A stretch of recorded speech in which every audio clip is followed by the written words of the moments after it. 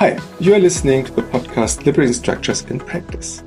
Liberating structures are easy to learn microstructures that enhance relational coordination and trust. They quickly foster lively participation in groups of any size, making it possible to truly include and unleash everyone. My name is Christian, and I'm interviewing the users of the Liberating Structures community. The power of liberating structures unfold by using them. To inspire you in your practice, that is the aim of this podcast. Today, I'm speaking with Sylvia Taylor. Hi, Sylvia, nice to have you here. Hi, Christian. It's great to be here. This is a premiere for both of us. You've never been on the podcast, and it's the first time that we're recording in English, so double premiere. And for everyone that should not have heard of you, can you give us a short introduction of you? Sure. So I am an organizational development, change management, leadership development coach and consultant living here in Berlin for the last 10 years, originally coming to Germany from Seattle, Washington, which is where I learned all about and was introduced to liberating structures.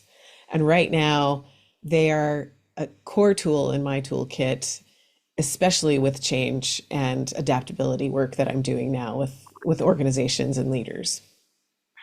This is a fact that I didn't know either. So you are from Seattle, where I think Keith and Henry were living at the time? Yes, yes. And that is how I got introduced to liberating structures, is I was doing work actually at an agile consulting company who brought me in to be one of their core consultants working on agile transformations because they didn't really know about change management or team dynamics or those kinds of things, but they knew Scrum. And so they hired me and I became the bridge between those two worlds. And I was always looking for more tools of how to get more people in the conversation, included into the dialogue of learning this new way of working. And I met somebody, I can't remember who now, but somebody introduced me to Fisher Qua. And Fisher's like, oh, the agile world, these tech people hadn't even thought of that. That this'll totally work for them. And then I met Keith and I started going to the user group there. And yeah, and that was sort of my starting point to watch the magic unfold every time I used these very simple tools. And as a facilitator, had been doing these kinds of things for years, liberating structures even liberated me as a facilitator. Exactly. The same that I've been told many times on this podcast. Um, and then you came to Berlin, of all places, of course, Berlin, because this is our most, I think, international city. And you started a user group, right? I did, yeah. I moved in 2015, and I actually met the first person that Fisher connected me to was Johannes Hmm. Chartu, who's in Hamburg. He was starting his user group, and I'm like, okay, let's let's collaborate. I'm not quite ready to start a user group in Berlin. I'm getting my feet on the ground. I don't know what I'm doing. I don't know where I'm going. I don't know anybody. Um, but let me see if, I can see what you're doing and then do something similar. Hmm. And I had, yeah, a great time talking to Johannes and just really connecting and seeing that I wasn't the only one here who wanted this kind of community. And that's essentially what happened in Berlin is I'm like, I miss community. I miss meeting people who want to do work in this way. And found a couple of other people who were like, let us help you. We want this too. And started the Liberating Structures Lab Berlin in 2016, May of 2000, no, 15. Nope, 16. 16. I don't know, back In in your that bio, time, it's 16 at least. 2016. Yeah. Okay. Yeah, it's 10 years now. It's 10 Yeah. years. So, and if you're new to a place and you want to, and if you're kind of in the facilitation business or even interested in getting people to work together more closely, it's always good to go to a user group uh, Yeah. in every city because there are so many great people that you can find there and that will be part of your life afterwards. Well, and I also think I was lonely and I knew that my community, the Liberating Structures community in Seattle, was filled with such a diverse group of people anyway. They weren't just facilitators, right? They came from government, from education. Some of them were coaches and facilitators. But because it was so diverse, I thought that's what I hope to attract in Berlin. I want to meet more different kinds of people doing this kind of work. But that's not really how it turned out. It really began in the agile community, Mm. where there was such a strong recognition of values that were similar because of the principles of liberating structures and the principles of agility. I also knew that my agile community, it would resonate with them because it was what I was using in my agile transformation work with teams. Exactly. So, yeah, that's the challenge didn't become getting people interested. It became finding a location. And you're still holding in-person meetings in Berlin from time to time, right? Yes. Yeah. Yeah, during COVID, we launched like everyone online. And I think those were interesting for a while, but then people got Zoom fatigue.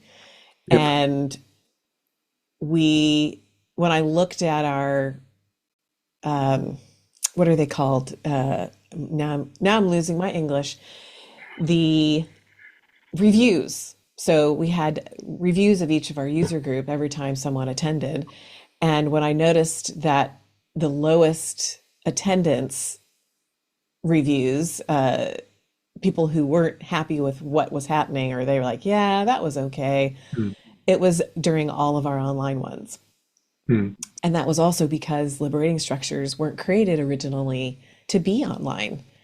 It's right. COVID started, like with so many other things, a whole different way to look at liberating structures, and also in a way to recognize that there are some liberating structures that will not be effective and that just don't work online. They don't have the same feel. They don't create the same energy or the same agency or the same engagement Yeah. as they do when you are in person. Exactly. Yeah. But So, I really love it when I'm driving to the customer and have some interaction in person instead of just sitting in front of a screen.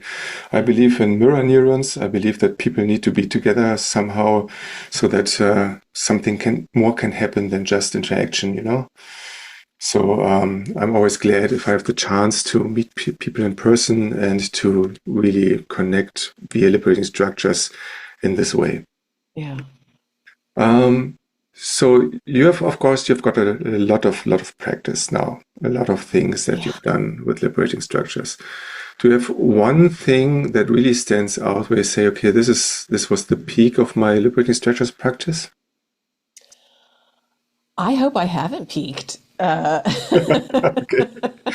Mm. I hope I have not peaked, that I am always learning and that I'm always able to learn something new. And I think as I'm thinking about what I would consider maybe a proud moment of understanding that liberating structures, at least here in Berlin, maybe in Germany, maybe it's starting to get there in the rest of Europe, but it's starting to reach a tipping point. And that's last August at the summer party that we decided to hold for the user group. I had a longtime community member who essentially, like many other people, stopped coming after 2019 because life got busy and the user group pretty much stopped, other than a few things here and there. She decided she really wanted to come, and just the fact, again, it was her community for so many years, Mm. just to come celebrate. It was a very loose user group, summer party. But what she said to me was, I had to come and also share with you in person that she works at Deutsche Bank, right? Or Deutsche Bahn, actually not Deutsche Bank, but Deutsche Bahn. Yeah. Yeah, big German company, and very traditional in a lot of things that they do and the way that they work. But she nevertheless persisted and continued to share and do work there, using liberating structures. And what she shared with me is that she walked by a training, a leadership development training, that she had nothing to do with, didn't plan it, didn't know the people who were facilitating it, but she had to stop because what she recognized were they were using liberating structures. And she said, and I watched them and I realized, like, I didn't train those people. I didn't teach them that. I don't even know who these people are, but this is a leadership development training and they're using liberating structures. So it's here. And maybe people don't know what it's called, but we're using it. And more people are engaging and more people are sharing. And she's like, that's made all the difference. Yeah. Yeah, that's one thing that we were able to do in the last 10 years, to put it on the table, Yeah. put it on the canvas, to even at my job at Dataport, people were using liberating structures in their workshops. And they are all very like, okay, oh, nice that you're here. How are you doing it? Let's exchange a little bit and see what's happening. There's even a liberating structures community inside the company, a small one. That is a little bit dormant at the moment. I have to do something about that, but hey. Get some people incentivized to continue. Exactly. Sometimes you just need some little bit of kickstart, a little bit of fresh influence. Yeah, but this is something that I think we should be all be proud of, that we as a community manage to spread it throughout German companies, on most big companies at least. Well, I also think it's because we really look at it as communities. We didn't start off with paid workshops.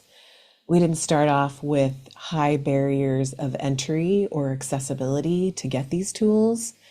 We didn't start off with you have to come and get certified. It was come, experience, play, see how easy this is, at least in the beginning, kind of like learning English, right? In the beginning, it's kind of easy. There's lots of things that you can say and understand in a very simple, simple format. And then when your practice gets more mature, you also start to realize, wow, I still have a lot more to learn.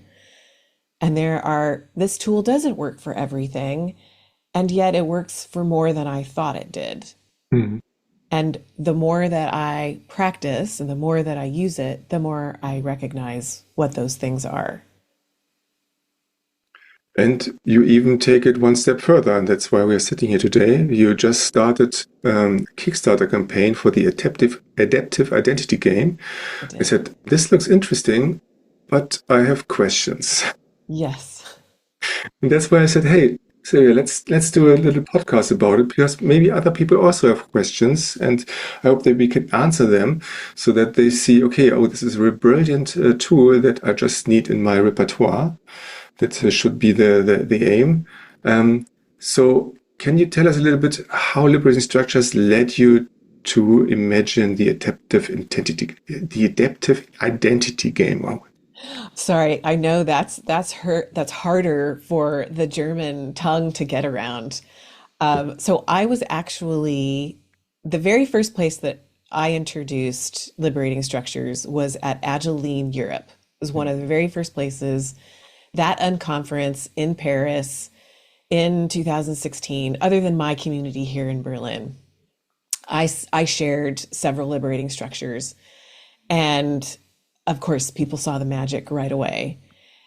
And every year that there has been an Agile Lean Europe, I've gone and shared either a different liberating structure, something more complex, a different way to look at it, a different way to share it.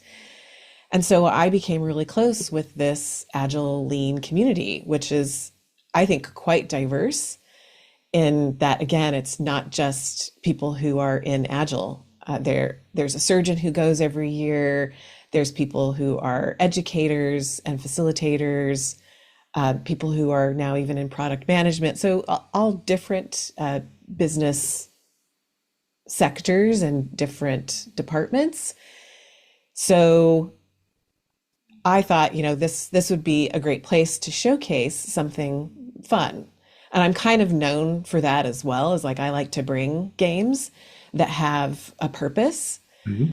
Maybe not like Nancy Beers. It's not all about play, but really, this is for me that a very purposeful play that gets people in touch with their own inner genius or inner guru or whatever you want to say. Like we're capable. We're so much more capable than we think we are.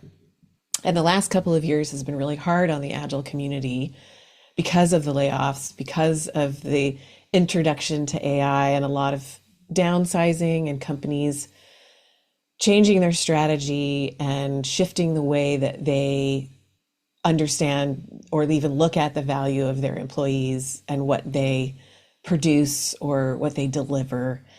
And Agile coaches and Scrum masters and people in the tech industry in general, I just kept hearing how down they were and Mhm. how, like, what do I call myself if I don't call myself an Agile coach?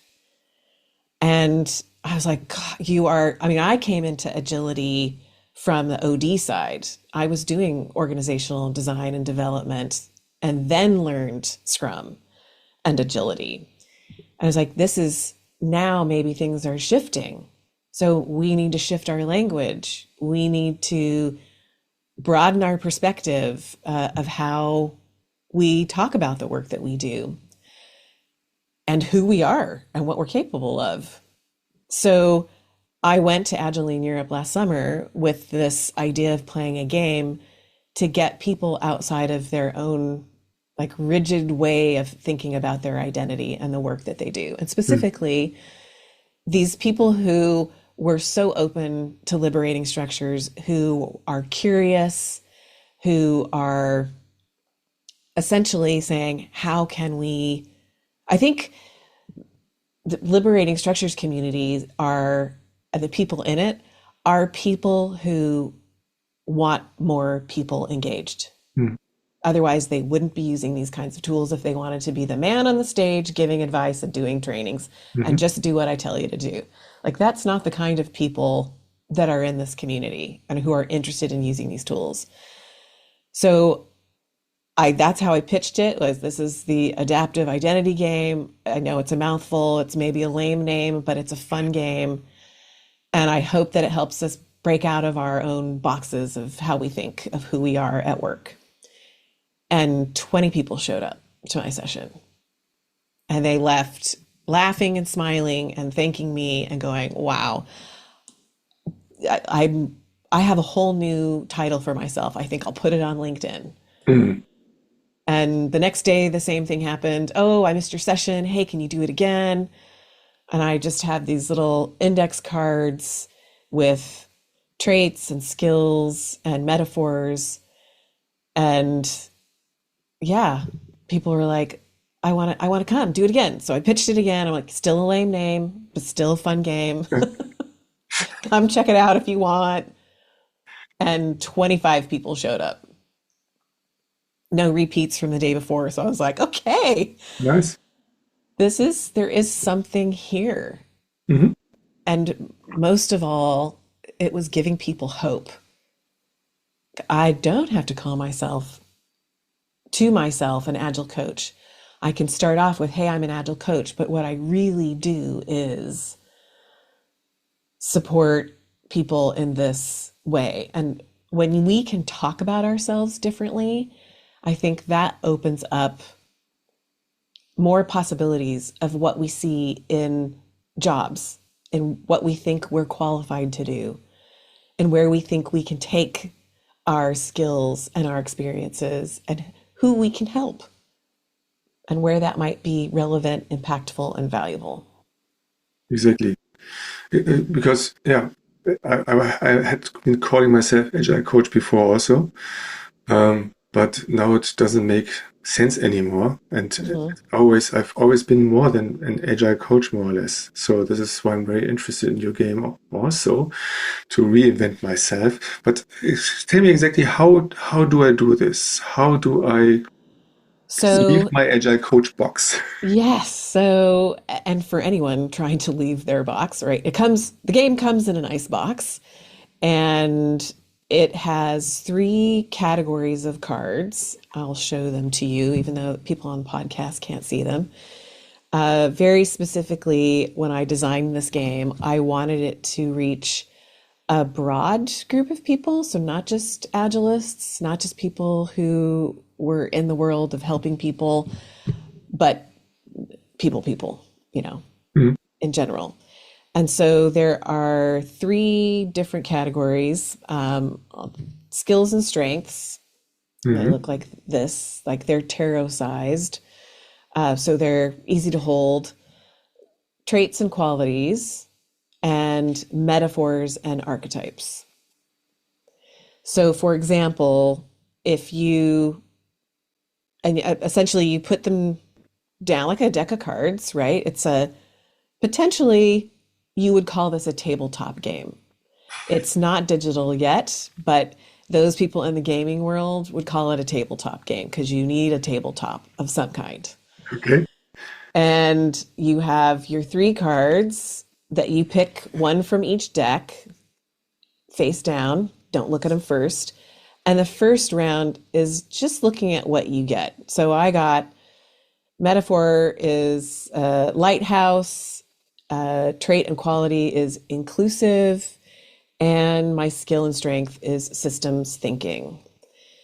So if I look at all 3 of those in the first round, my goal is to mix those so that I create an identity that I can introduce myself at, say, a party or a networking event. So, hi, I'm Sylvia. I'm, how would I put this? I'm an inclusive, I'll just say I'm an inclusive lighthouse looking to shine the light of where my systems thinking can include the whole and not just pieces, which but you're drawing the cards. But you're just drawing the cards by random and not choosing them. Drawing one random card from each deck and trying to use this to describe a person, maybe not myself. Okay, just a person. Okay. Yeah, just a person, just me. If I were describing myself, of course, right, we're human beings and we want to make sense of the things. And of course, the best way to do that is with our own experience, our own skills and strengths. And so when I look at this, I'm like, oh yeah, I have actually called myself a lighthouse before, but I'm more of a wandering lighthouse. I don't stay put. I like to essentially roam around and shine the light where people need it most. Yeah. And so if I'm thinking about that and I go, well, yes, inclusive is a big value for me. And that's why I love liberating structures, because they are all about making the space inclusive, making people feel like they're included and they belong. So that's a big part of the work that I do. And systems thinking, I'm always thinking about the whole. That's why I was very interested and got my master's in organizational development, because it's like, it's not just one small piece, it's the whole system and what changes when you change one part. So first round is, I might be looking at this as this could be anybody, but internally in my mind, I am trying to make sense of it. And so I will attach it to what I know about myself. And this is what most people do. Yep. They look at the cards they get, and maybe their first instinct is, how am I going to use that? Am I an alchemist, right? Or am I bold? Maybe I consider myself an introvert and I'm not very bold. But maybe it's not about me. Maybe it's about the work that I do is bold. So it's structured in that there are categories, and there is a, step 1 or round 1 is remix yourself, or random remix, like you're just going to try to put these in as many different combinations as you can. And your partner interviews you essentially. How did you get into that? What does that mean for you? How does that look? So you're again, trying to connect it to yourself, even though in the first round you have permission to not do that. Mm. And the second round is, there are several different versions, but one of them is that you draw at random again, and perhaps you only put back one card and you keep the one that felt the most you. And now you try to come up with a trait that is more you, or a strength that you feel was inspired by the first round. Mm. So I'm a detail oriented, I'm not detail oriented, that's not me at all. Facilitation. So facilitation is a strength of mine. And I was like, okay, I want to use, instead of systems thinking, I want to use facilitation. And maybe you get one of the cards, excuse me, that looks like this, which you can't see, but it's called Choose Your Word. Mm. Okay. So this came from actually the second round of playing this game with real life people. They wanted to come up with their own words. So I was like, okay, I will have that in the deck so that people have permission, truly, if they want to, pick something that feels more true to them. Mm-hmm. So by the end of the 2 rounds, and then it's the same as the first round, is essentially you either choose a different partner or you talk to your coach and you ask questions. How does that feel more you?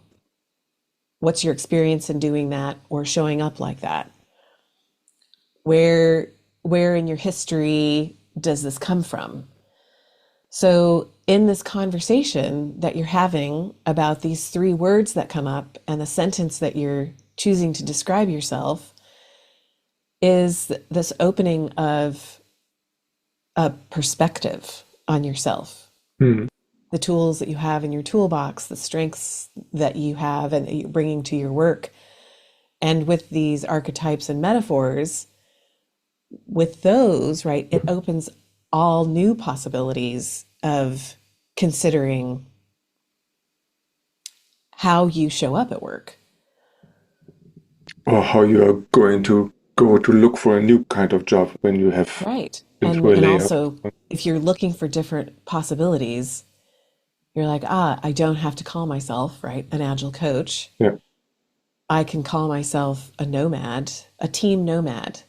I'm here to support teams wherever they are to be the best kind of team in solving the best kind of problems or whatever, you know. Yeah. One of my, again, first people to try the game, he came up to me during some part of the conference and said, you know what? I didn't realize this, but I'm an organizational optician. I really help my clients focus on the core problem and fixing it so that they can move on faster. This game helped me come up with that. Mm. Exactly. Yeah, it's exploring the different layers that you have within yourself by not just using normal job titles like project manager, agile coach, whatever. Right. But if I can reiterate, yeah, skills and strengths, what you can do, traits and qualities, how you naturally show up, and metaphors and archetypes, the energy, style, role you tend to embody. This is a much more wholesome description of yourself than just saying I'm an agile coach. Right. Yeah. It's very holistic. Yeah. And because you have a deck of cards, it's also very playful. Yeah, it's haptish. Yep. Yep. You can touch it and you can play with it, and maybe you can come up with new games. I'm just thinking of the moving motivators, maybe some kind of moving motivator style stuff like, okay, what are the 3 skills and strengths you have, and what are the 3 traits, and how do you rank them? Maybe, yeah, so having playful approaches with this deck of cards in your hands to explore the new spaces, the changing culture community that we have now. All these old job titles don't mean anything anymore in the near future, I think. So that we have to come up with more interesting ways to describe what we are doing and bring it over to people in maybe in a short span of an interview, where you can have a new discover a new language for yourself to describe what you're doing instead of just sticking to the typical I'm a team player, I'm very reliable, blah blah blah blah. You can come up with interesting ways to describe yourself, which make you pop up more, make you more present in the interviewer's mind. Maybe that's just coming up Hmm. at the time in my head now. Yeah. And I also had someone say that when they realized their job didn't fit them anymore, they're still in it, they're not looking for another job, but they already knew, like, I've outgrown what it is that I'm doing, but I don't know what that next thing is called. I don't know, if I even have the courage in this job market to go explore something else. But it's certainly not helping to just go and search on jobs because I need to do some more self-discovery to come up with what is it that I'm really looking for doing. Yeah, And once I have that big picture, then I can narrow it down and say, other people call this, a product manager, for example. yeah, So that's also the way that it's come up. And yeah, and people have since played it with their teams. With I had someone who played it in their company three different ways. Once all together, once hybrid, didn't work so well, but mm, I can understand that because it's a card game. mm, And then with a group of interns who were all data analysts. So they were young, this was their first job. They were keen on being in the company, and he played it with them, and he's like, they did not get it. And I was like, yeah, I'm not surprised. They're focused on doing the work that they've just graduated from school in, and that the tools and techniques they're trying to understand, they're trying to get experience. They don't necessarily need to explore new ways of working quite yet or mm, how they think about themselves. yeah. So maybe this game is not for that group. Maybe this game could be for the group if they would go away from the context of work into the Yeah, context of who are you as a person or as a community builder or as a person again. yeah, that's true. In your community, in your family, Exactly. in a relationship. Yeah, exactly. So there's this this concept of just these three categories that are important to describe you, what you are, how you show up. It's just a brilliant idea. Thank you. Well, I'm excited for the Liberating Structures community to start playing with them and to share different ways that they have seen that they want to use them. We have a Berlin Liberating Structures Lab next Tuesday on the 3rd of March, and we're going to be at Deutsche Bahn. Okay. Very excited. And I'm going to bring the deck there and just kind of let people play during the break because, again, it's the right mindset that the people who come to learn about liberating structures are already curious about how do we engage more people in creative, inclusive ways that build trust and transparency. And I think this is a game that can also help do that. And maybe using Troika Consulting, I don't know. Yeah, yeah. Let's explore this. So, but we still need to wait a little bit. How can I now get the deck? I think I have to pledge on your Kickstarter, right? Yes, so it's going through Kickstarter because, right, printing a physical deck takes quite a bit of cash up front. Yeah. And I decided that this was one of the best ways to do it to see how excited people get about it. And I can print it here in Europe. I can try to do it as sustainably as possible and high quality. So chose Kickstarter. It's a 27-day campaign, although I think I should have made it 30. And I kicked it off yesterday. the end of, yeah, very end of the month. But so we pretty much have the whole month of March. And if it's an all or nothing, Kickstarter, right, is a funding platform. And if it doesn't get fully funded, then nobody gets charged and it doesn't get printed. Mm. I may find a way to do it at some point, but perhaps not at this level. Mm. We'll see. But So, I really hope of that course, people are wanting to pledge. There's a couple of different rewards, so exactly. you can do what works for you. And I think the other thing that might put people off of Kickstarter is that you have to sign up Yeah, for an account, but you're really just getting emails from me. exactly. Yeah, yeah. And my emails are just going to be about the game and updating people Exactly. about printing and shipping and colors. And maybe if we reach it and go over, we'll get even more a different deck, like a leadership deck. Or as I told my German group at Ale last year, because it was in Munich, maybe we'll even do it in German and I'll get it translated and do the next deck auf Yeah, Deutsch. exactly. And you can also get the PDF. I just saw if you really just want like the low cost version for 12 euros, you can get the PDF. What I'm missing is the option to have just the images, so that I could put it on a Miro board or something like this, maybe for all those people that Yes, are doing rapid stuff. that could be in the expansion. Yeah, So that's not, stretch goals or whatever yeah, they're that's a called. stretch goal. Exactly. I would love to do that. I didn't even know it was possible until someone brought it up and they're like, Yeah, oh, you could put these, do a digital version and put these up on Miro. And I'm like, exactly. what? Yeah, yeah, yeah. Yeah, that could be really cool. It could be really cool. So you will find every information about the Kickstarter campaign, of course, in the show notes. And of course, if you're on LinkedIn, just look for Sylvia Taylor and her posts. Spread the word, please. I think this is something that should be printed on the first try because I think it can really, really enrich in our community and help us have another set of tools to do something that we couldn't do before as nicely as you just made it with your AIG. Thank you.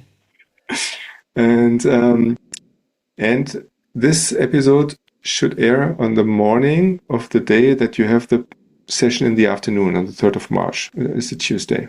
Oh, fantastic. So maybe if you hear this now in the morning, just check Meetup, I think. You're still on Meetup, right? It's Meetup and we're moving to Luma. So they can find it on Meetup, but they'll register on Luma. Okay, I will just put everything into the show notes again. So maybe you can just show up in the evening ad hoc if you're in Absolutely. Berlin. Yeah, See if what you happen happens. to be in Berlin, get yourself on the wait list. Please come. Please come Yeah. by. Would love to meet you and have more people join this community and see the game. Yeah. I hope that I'm going to be in Berlin quite soon also. I have been to two or three of your sessions in Berlin. It's always a fun, always a blast, always very interesting people that I met there. The user group there is also in English, I guess, because of the international, the diverse nature of the Yeah. group.